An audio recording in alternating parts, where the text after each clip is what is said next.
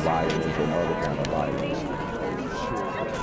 Get away! I could be at work, at school, in my car, I can still get shot by the police, but I can get shot anywhere.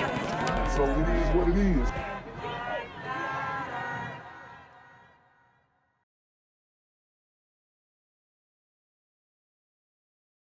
What's good, YouTube? It's the Black Gen Z Mindset. Make sure you go ahead and like, comment, share, subscribe, and let's get into the video. A Louisiana judge is blaming sedatives for the onslaught of racist slurs used in a video at her home that recently surfaced. Judge Michelle O'Donnell says she is sorry and taking an unpaid leave of absence, but insists that she's not quitting the bench. CNN's Ryan Young joins us now. So Ryan, what else is her attorney and what is she saying right now? Well, you think about this, Caitlin, this video is going viral. A lot of people asking questions about what was going on inside this home. And I got to tell you, we bleeped a lot of this audio, but some people may find the language. So guys, what was going on inside the home was they were being robbed. They ended up catching the guy, holding them until police could come. And then they got a little frank with the way that they spoke about that man. Now, this was a 56-year-old man, 56-year-old brother who ran up in their house armed and was looking to hit a lick. You're a grown man. You're still doing home invasions at 56. You pretty much deserve to get called whatever people call you. Now what's happening is this woman's cases, Michelle O'Donnell's cases, all of them are being under review, okay? Now, do they use that type of language, saying the N-word all that? Probably. And is it justified that her cases are reviewed? I mean, you can make an argument for it. But my thing is, for one, why would you film it? For two, why would someone put it out? Which makes me think that there's somebody in the family who, you know, obviously is against the language that they were using. And obviously we are all against the language that they're using. But at the same time, I think they're trying to minimize the fact that their home was broken into, and then play up the fact that, you know, this woman had a racist or racially motivated reaction to said person breaking into their home. When we all know if a brother broke in our home as black men, we would be like, man, this fuck nigga, this bitch ass nigga, this pussy ass nigga. We'll be all, you know, and excuse my language, but that's how we would address the situation. Okay, so I'm not really upset at what she said. I really don't care. But it definitely could have some inclinations on the cases that she presided over. So that's where I would have a gripe with. But hey, it looks like all her cases are being reviewed, every single one. They're about to hear pretty offensive. Oh, a home video showing outdoor surveillance footage of an altercation with a burglary suspect. They're like, pull up. We can't see their faces, but the people are watching and are heard commenting on the video at times using racist language. And mom's yelling, nigger! The people who are watching the video are heard using the N-word. So notice how they blanked out all the other curse words, but opened up the ability to say the N-word Over and over, and sometimes laughing. At one point, saying the suspect was like a roach. We have a nigger, like a roach. It all took place at the home of Lafayette. And for the record, I have no problem with them calling this man a roach. I mean, he's literally trying to commit a home invasion, trying to commit an armed robbery. So, like I said, he deserves any name that anybody wants to call him at this point. City Court Judge Michelle O'Donnell. It is unknown who recorded the video from the inside of the home or who is speaking and how it became public. Now O'Donnell is facing calls for her resignation. I was disgusted. Local advocate and activist Gary Chambers is among those calling for the judge to step down. This judge in the privacy of her home uses the N-word and refers to people as roaches. That's what she views certain people who come into her courtroom as. It's not the fact that she refers to certain people as roaches, but the criminal element in the community she is referring to as roaches. Like I think they're trying to act like this guy is just, you know, some guy who was walking down the street. They caught him on a home camera and they just started making fun of him. No, this guy broke into their house, tried to rob some. He was denied, and then they got some jokes off at the end. And therefore, she cannot dispense justice equitably. Lafayette police say early Saturday morning, 2 vehicles parked on the home's driveway were broken into. The suspect tried fleeing but was caught and held down until officers arrived on the scene. And I'm the one that took him down. Soon after the video became public, Judge Onyet issued a statement to affiliate KATC saying in part, "I was given a sedative at the time of the video. I have zero recollection of the video and the disturbing language used during it. Anyone who knows me and my husband knows this is contrary to the way we live our lives. I am deeply sorry and ask for your forgiveness and understanding." Yeah, so that apology ain't gonna cut it. We all know that's not gonna cut it. I don't know any medicine that makes you call somebody an N-word.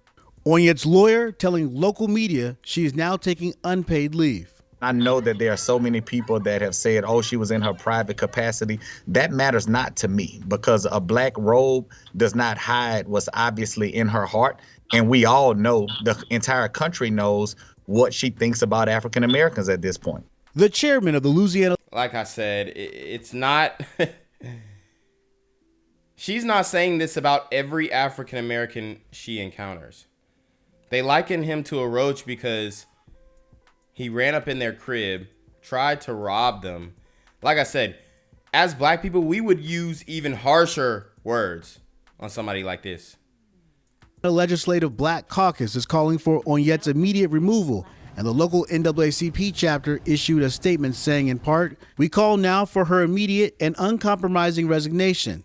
We demand swift and immediate act by the Judiciary Committee of the Louisiana Supreme Court, removing her from office." We have requested from the Louisiana Judiciary Commission to place an ad hoc judge there. There's precedent. They've done it before when other racist judges have made comments. You know, I respect the due process, and I will allow for the Judiciary Commission to make their investigation and their findings. But if they don't, I'll be bringing them to the table here at the legislature, because they have to come and answer to us anyway.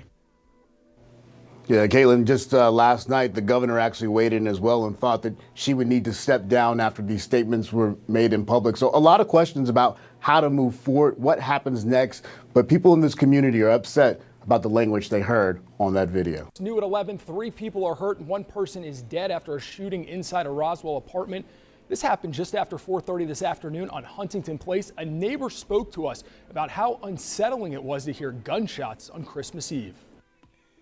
So yeah, guys, it's Christmas Eve in Roswell, Metro Atlanta area, which, you know, Roswell it's known to be, you know, more gentrified, middle class area, upper middle class area, pretty good area to live. But we've got gunshots on Christmas Eve at an apartment complex. Things are getting unsettling in the Metro Atlanta area. It's such a sad thing to see, you know, like Christmas right around the corner, like literally tomorrow. Yeah, police say they arrested the suspect nearby. At this point, they believe this may have been a domestic incident. DeShazer Everett, one of their special teamers, one of their core special teamers for the last several years, was the driver in a single car crash on Thursday night, according to the Loudoun County Sheriff, confirming this to NFL Network. He was driving, according to police, and Olivia Peters, a woman who had been close to him, died at a local hospital based. Wow. So this kind of reminds me of the Henry Ruggs situation. Now, we don't know if this brother was drunk. We don't know if he was intoxicated or under the influence of any way. But he's in a wreck, kills his significant other. But in the Henry Ruggs case, he ended up killing someone else that he didn't know, and his significant other was yelling at him when they got outside the car, and then they ended up, you know, comforting each other. But what is it with these NFL drivers or these NFL players and hit and runs? Based on the injuries she sustained in that same crash, obviously tragic situation. This happened 9:15 last night. The car careened off the road, struck several trees. Everett has serious but not life-threatening injuries, according to the Washington football team, which extended their deepest sympathies to the family and friends who lost a loved one. Yeah, thoughts and prayers out to all involved there. Ian Rappaport, thank you very much. We're following some breaking news in suburban Chicago tonight. A shootout at a mall packed with Christmas shoppers, injuring at least 4 people. The incident at Oakbrook Center in Oakbrook, Illinois, started with 2 people involved in a shootout. Police say the injuries are not life-threatening, and 3 of the injured may have been hit with ricocheting bullets. Right now, 1 person is in custody, and police are looking for another. That outdoor mall is a major shopping destination. CBS 58 and... So imagine you're at the mall Christmas shopping and there's a mass shooting at the mall and you're thinking it's some crazed white boy coming in there and just, you know, trying to Columbine the whole situation. But in all actuality, it's brothers who are beefing probably over some social media beef, and they get to shooting in the Nordstrom. This happening all over the place, but specifically in Chicago, it's rampant. Telemundo, Wisconsin's Alexis Dominguez was inside the mall when those shots rang out. She is okay, and we spoke to her just moments ago. Yeah, so we were looking to get just some last minute Christmas shopping done, like I think hundreds of people are doing right now, which quickly turned for the worse because I think we stopped to use the restroom before we hit up the stores. And honestly, if we hadn't done that, I think we might have been right in the crossfire. Wow, so going to the restroom damn near saved this woman's life. And again, we are happy to report that Alexis made it out of the mall okay. You can stay with us as this story develops. We'll bring you new details on air and on our website, CBS58.com. Tonight, police say 2 innocent bystanders injured during a shootout here at Oakbrook Center last night are expected to be okay and should make it home to their families for the holidays. Here at the mall, things carried on as they would on any other Christmas Eve. With hours to go until Christmas, it's almost as if Oakbrook Center wasn't the scene of an open-air gunfight just 24 hours ago. Everybody's acting like nothing happened. But wow, you hear her, she said everybody's acting like nothing happened. And this oftentimes enables the criminals because, you know, I'm not saying people shouldn't go back and they shouldn't open up and be able to shop the next day, but I think that these issues need to be addressed head on. Conversations need to be had, and people need to understand what they're looking out for. Keenly aware that many of the employees ran for their lives at the sound of gunshots last night, customers offered a little kindness. I just asked her, I said, did you happen to be working last night? And she goes, yes. And she pointed at the door right next to us at the Chanel counter and said, that's where the guy came in. And I said, where did you go? And I said, you didn't stay here. And she said she just hid to the back, went to the back. She was pretty well together for what she went through. Next door, H&M, still barricaded from the inside, stayed closed on Christmas Eve, as they said, to give their employees a much-needed break. Teenage shoppers... Woo! H&M's not used to handling that type of smoke. They're not. H&M is not used to handling this type of smoke. And notice that they haven't put a picture of any suspects up throughout these all of these news clips. All these news clips, they have not given a description or anything when we know who it was. Had hunkered down inside for safety. Across the way, Evereve alerted customers that due to last night's incident, they were staying closed.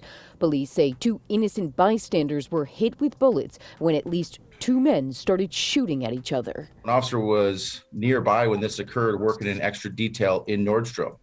So that officer was there immediately. With 2 injured suspects in custody, investigators now say they're looking for this man.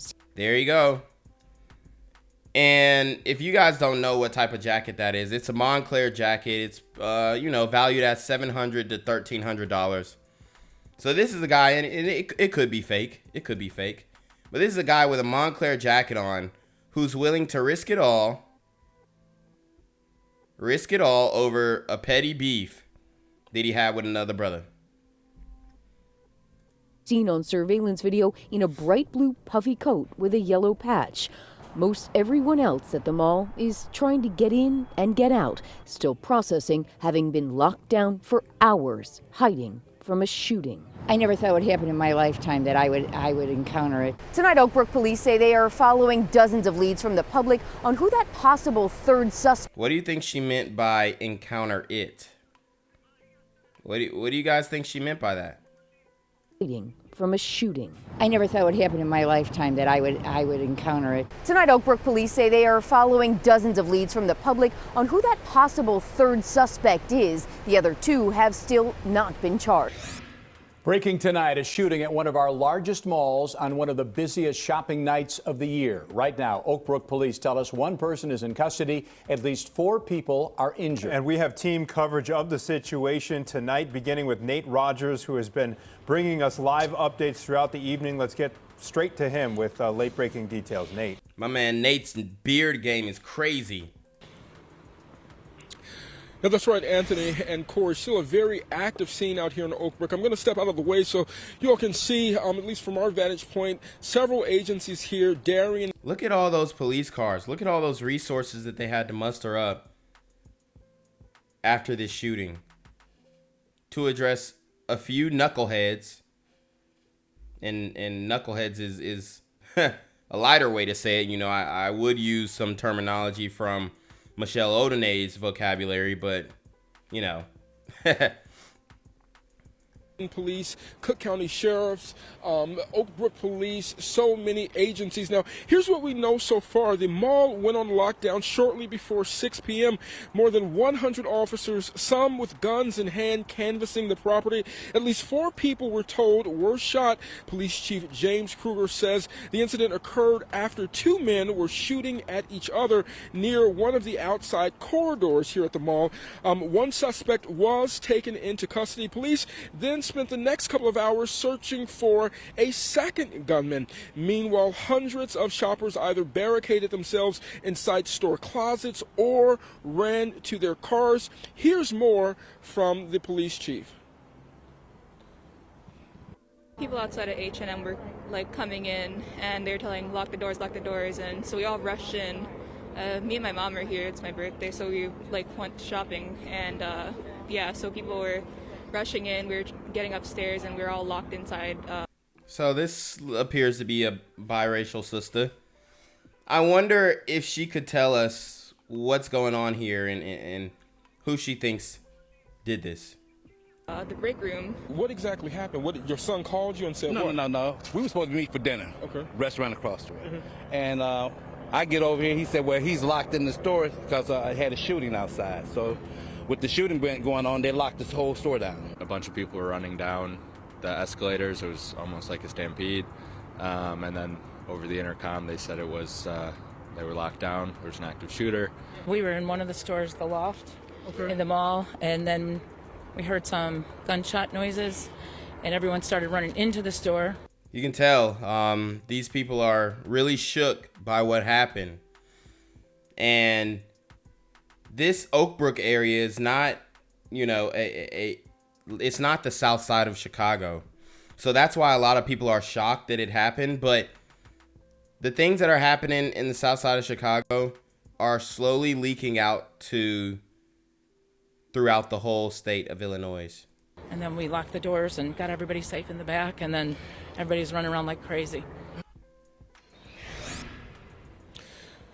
Yeah, a very frightening experience there for so many families. And we spoke to more than a dozen people who just talked about just being inside the mall, not being able to leave for more than an hour. As I mentioned earlier, some of them even barricading themselves inside store back rooms underneath tables just because they did not know what was going on at the time. We're still waiting for another update from Oakbrook Police. They told us that they would have an updated press conference sometime around 9 o'clock. Of course, I don't know. Does it look like he has braces or he has like golds in his mouth?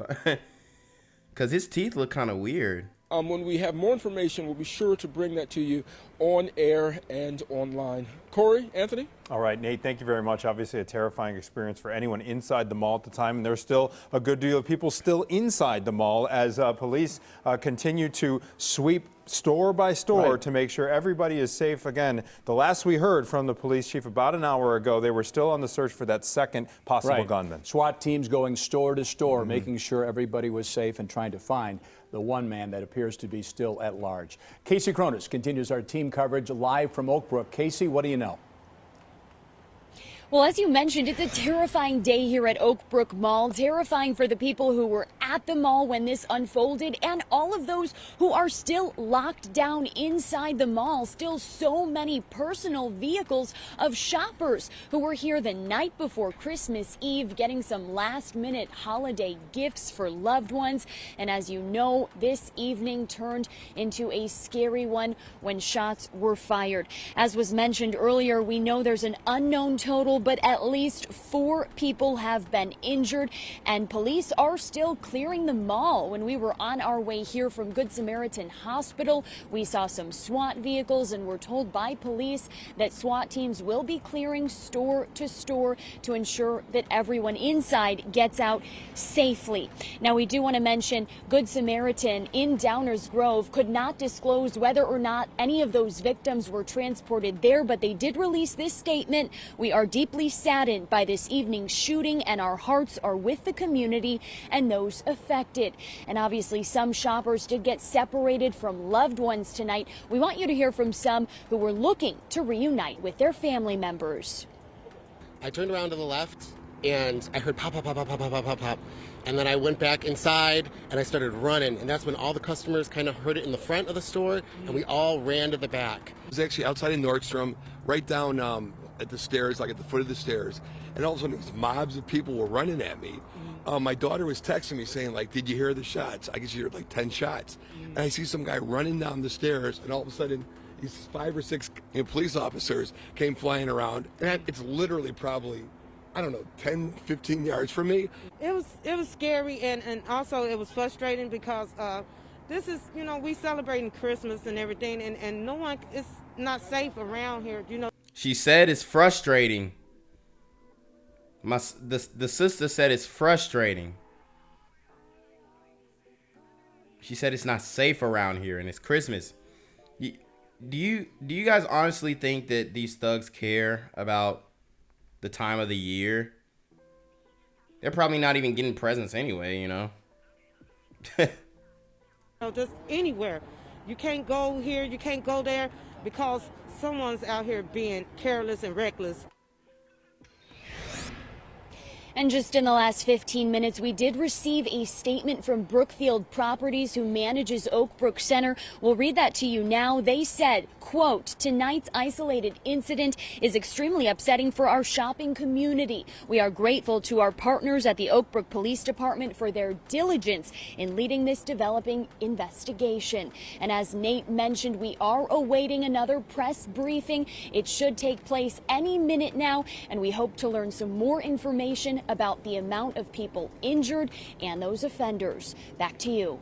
Casey Cronus live at Oakbrook Center Mall. Casey, thank you. Gang violence and other kind of violence.